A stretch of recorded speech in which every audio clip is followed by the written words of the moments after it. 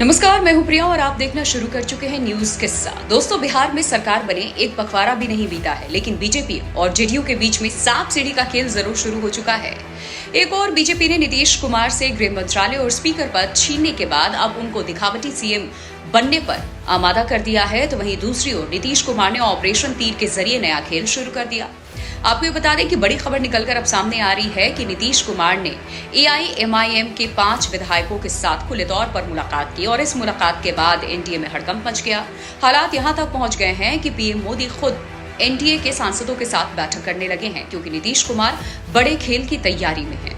नीतीश कुमार कौन से बड़े खेल की तैयारी में हैं और आखिर क्यों पीएम साहब को भी सीधे एनडीए सांसदों के साथ बैठक करने की जरूरत पड़ी, ये हम आपको आगे अपनी इस 8 मिनट की रिपोर्ट में आज बताने जा रहे हैं।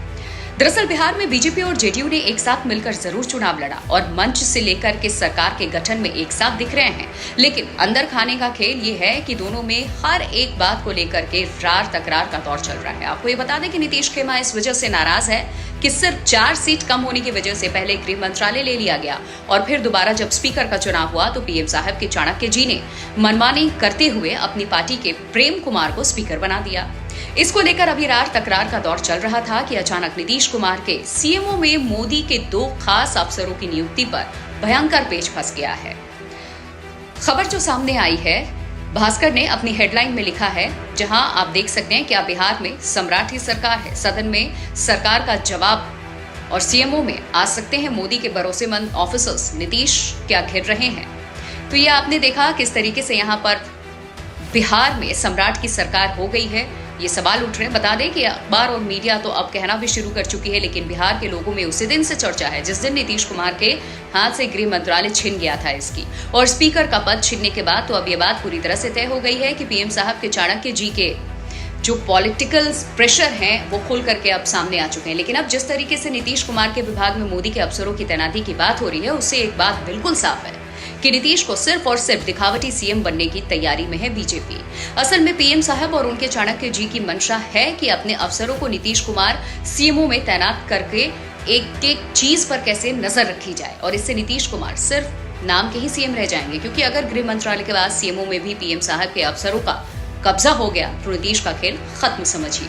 वैसे भी गृह मंत्रालय छिनने के बाद जिस तरह से नीतीश कुमार विधानसभा के आखिरी दिन यानी कि 5 दिसंबर को नहीं आए थे और उनकी जगह विपक्ष के सवालों का जवाब देने सम्राट चौधरी आए थे, तो एक बार साफ हो गई थी ये बात, कहीं ना कहीं कुछ बहुत बड़ा गेम चल रहा था। लेकिन अब अंदर खाने की जो रिपोर्ट निकलकर सामने आई है उसमें ये कहा जा रहा है कि नीतीश कुमार एक्शन मोड में एक बार फिर से आ गए हैं।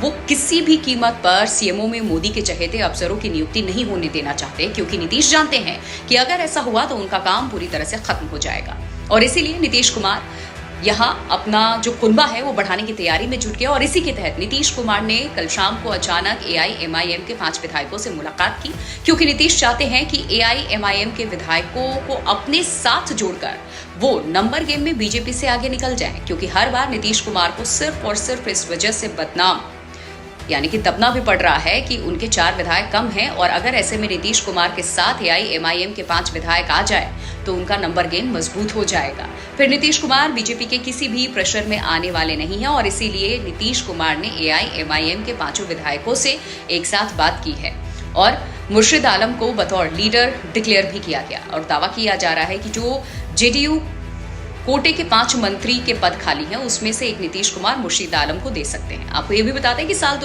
2020 में एआईएमआईएम के पास 5 सीटें थी, लेकिन ये सभी 5 विधायक टूटकर आरजेडी में चले गए थे। शायद सरकार बने तो मंत्री पद मिल जाए, लेकिन इस बार ऐसा हुआ नहीं था, क्योंकि पिछली बार आरजेडी बड़ी पार्टी बनी थी लेकिन उसके बाद भी सरकार नहीं बना पाई थी।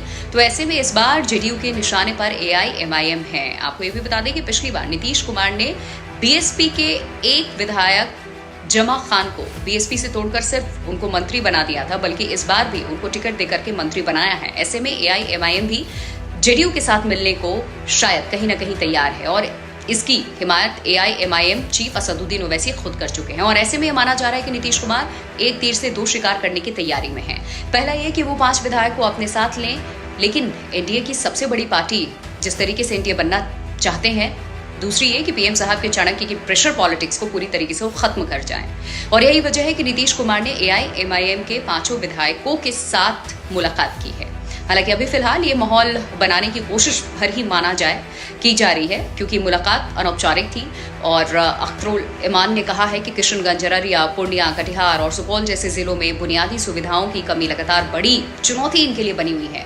मुलाकात के दौरान मुख्यमंत्री ने यहां आश्वासन भी दिया कि सरकार इन मुद्दों को प्राथमिकता जरूर देगी और संबंधित विभागों को जल्द निर्देश जारी कर दिए जाएंगे। लेकिन आपको ये भी बता दें कि राजनीति में कई चीजों पर अनौपचारिक नहीं, औपचारिक तौर पर बात होनी जरूरी है। मुलाकात का एक मकसद होता है, चाहे औपचारिक हो या अनौपचारिक। AIMIM की मुलाकात कोई आम मुलाकात तो थी नहीं, बल्कि ये बिहार में होने वाले बड़े खेल का एक संकेत मान लें, जो आपको निकट भविष्य में जरूर देखने को मिलेगा। क्योंकि नीतीश कुमार की पॉलिटिकल जिस तरीके से टेंडेंसी रही है वो इसी ओर इशारा करती है। हमेशा से गठबंधन की राजनीति इन्होंने की, लेकिन कभी उन्होंने अपने रूल नहीं बदले।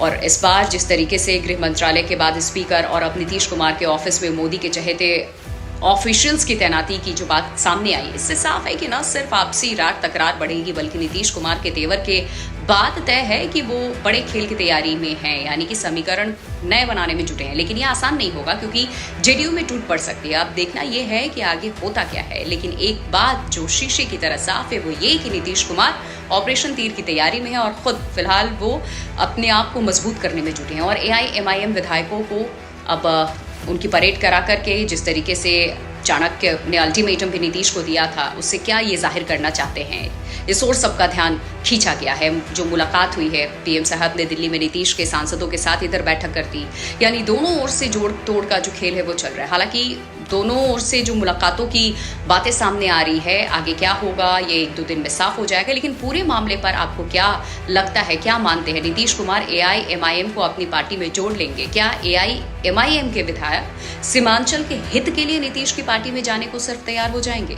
क्या सीएमओ में PM साहब के अफसरों की तैनाती ने हड़कंप मचाई? मामले पर आपकी जो भी राय हो हमें कमेंट के रूप में साझा कर सकते हैं और खबर को लाइक और शेयर आप जरूर कीजिए। इस मामले पर आगे भी अपडेट हम आपको देते रहेंगे। अगली खबर में होगी मुलाकात। नमस्कार।